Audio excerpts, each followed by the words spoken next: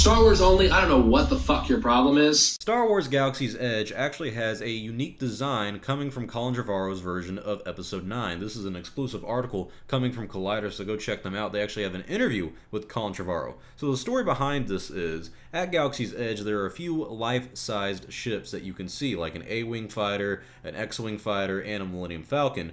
But the most interesting ship there that most likely will never be in a Star Wars film or Star Wars video game or anything like that is the Tie Echelon, the First Order Tie Echelon. That is a conceptual design from Colin Trevorrow's version of Episode 9. His vision for it would have included this ship. Here is the exclusive interview that Collider had. They ask him, when you're building a theme park, you have to start designing years before it's going to open.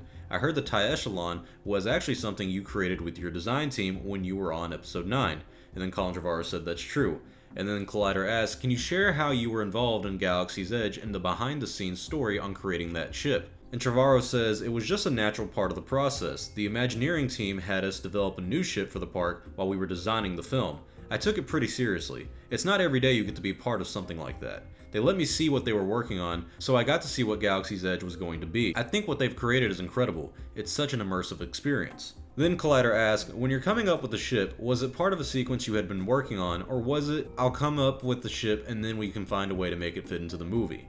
And Trevorrow says, it was part of an upgraded First Order fleet, an armed troop transport, the equivalent of a Black Hawk stealth helicopter. We wanted it to evoke memories of earlier ships while still being its own thing. If you look at the elements, it's kind of a hybrid design from 7 and 8, with some familiar elements from OT TIE fighters like Vader's X-1. There's a lot of history in it. Collider asked, if it was part of a sequence you had already been thinking about, can you share what it would have been? And Trevorrow responds with, I'm pretty sure you know the answer to that, but I respect the question. Honestly, I'm just proud to have been a part of it. I love that shit. Put my ashes in it, man. And hearing this, it's kind of interesting to wonder what Colin Trevorrow's Episode 9 would have been like. Remember, his Episode 9 was supposed to come out last month. May 2019 was the original release date for Star Wars Episode 9. All the movies were actually supposed to come out a lot earlier. They were all supposed to come out in May. That was the original timeline. Episode 8 was also delayed 8 months for script rewrites. So you have a interesting what-if history with Star Wars, even in the sequel trilogy, of not only what would happen if George Lucas directed the films, what would have happened if they stuck to that timeline, if there wasn't script rewrites for Episode 8, if Colin Trevorrow hadn't left the project and had stayed and gotten his version of Episode 9. And in that version, we would have seen this Tie Echelon. And it's an interesting design. I'm really happy that they brought this to life, and it's nice to know that they didn't change it halfway through. They committed through this the entire way. I mean, honestly, as early as they started designing this and conceptualizing it, I could imagine that it would be a pain in the ass back in 2017, only 2 years ago, to change up what they were building. I can't imagine a 2-year time frame like that with something like this, as beautiful and massive as that thing is. I couldn't imagine they'd want to change production on that so quick.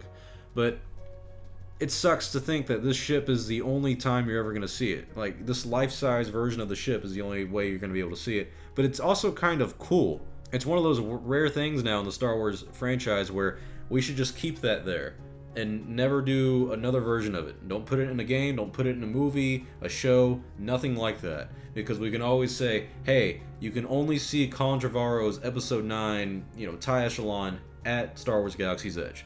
If you want to see what his movie could have been like or would have been like, that's kind of a hint in a way. Just not even a big hint in terms of story or anything like that. It doesn't really reveal shit. It's just it's a spaceship. But it's kind of cool to be like, hey, that's the only one. That one and the one they're probably going to build in Orlando. But I think this was a pretty cool story. I'm really glad that Collider picked this up. Tell me your thoughts. Are you intrigued by Colin Trevorrow's Episode 9? Would you have liked to seen that? And are you going to go take a picture with his Tie Echelon, the First Order Tie Echelon, in Star Wars Galaxy's Edge? I know I'll be there like next year in August, but I don't think I'll be there anytime soon. So hopefully they don't remove it by that time. So tell me your thoughts below. I'm Star Wars Only. Hope you guys enjoyed this video. I'll see y'all next time, and may the Force be with you always.